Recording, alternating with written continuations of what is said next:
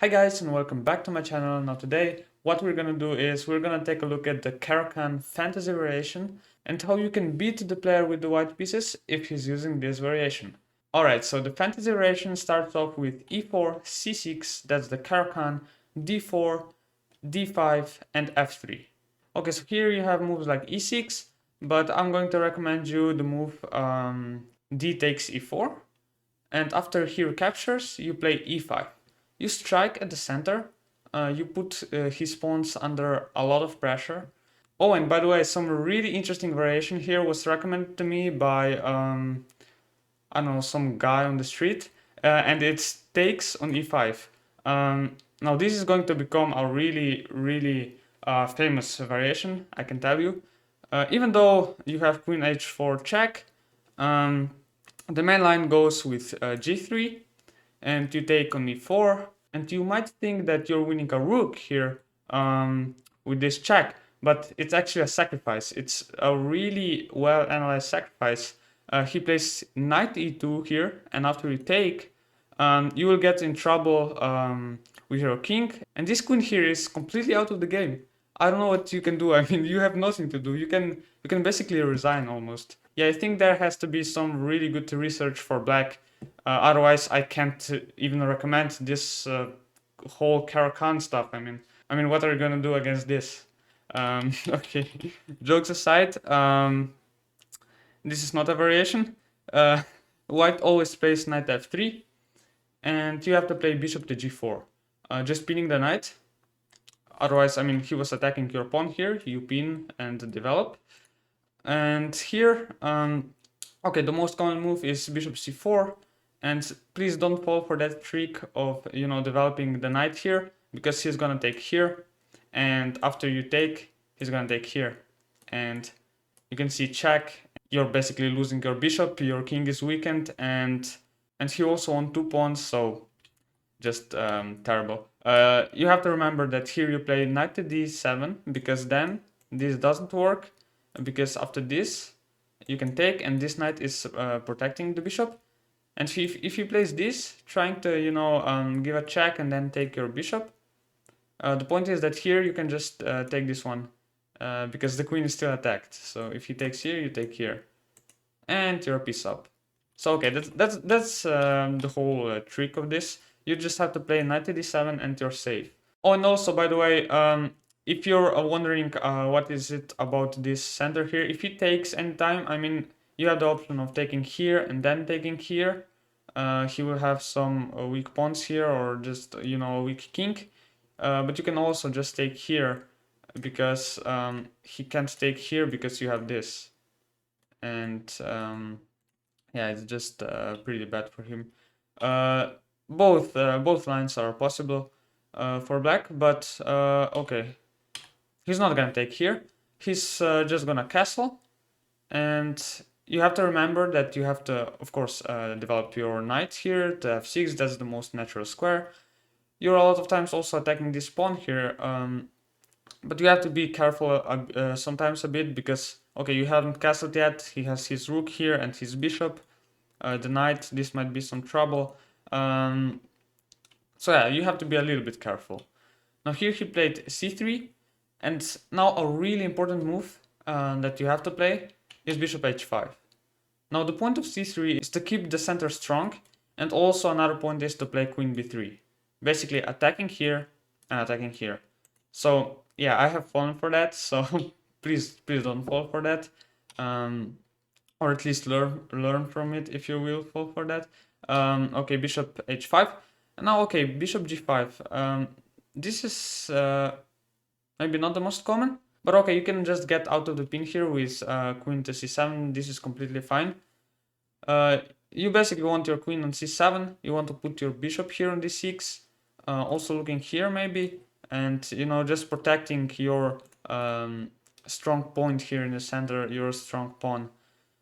And like I said, if he ever takes, then he's going to have this weak pawn here, and it's going to be good for you.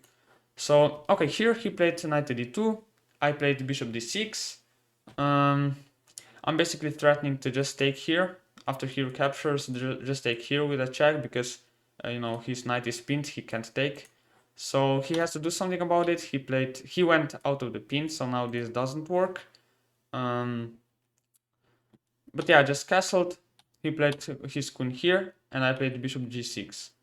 Now here I was quite happy with my position. I mean, I thought it's okay. And a lot of times in these positions here, in the fantasy variation, your plan is going to be with expanding here on the queen side. Maybe at the right moment play c5, but you have to be a little bit careful if you play d5 that you have some play. Because of course if you play c5 and if he takes or something like that, then okay, again this pawn is isolated now. You get a play for your pieces here on the queen side, and this should be really good for you. So okay, here he played rook to e1, and I started with b5. He played bishop to b3, and I played a5. Here I wasn't sure if I want to put one of my rooks here to e8. You know, a lot of times also you want to take if you have enough pressure on this pawn, so then you can, you know, I don't know, take it or just put really a lot of pressure on it.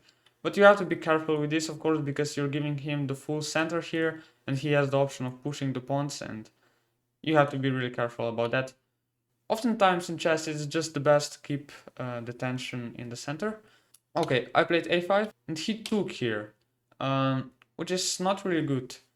Like I said, this pawn is going to be weak. I'm going to get a nice piece here.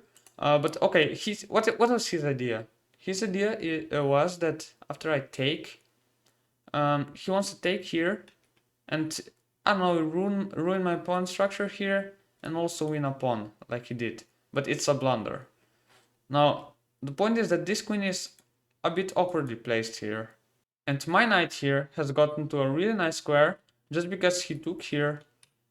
He gave me this nice post from where I also have jumps like knight d3 or maybe even this jump.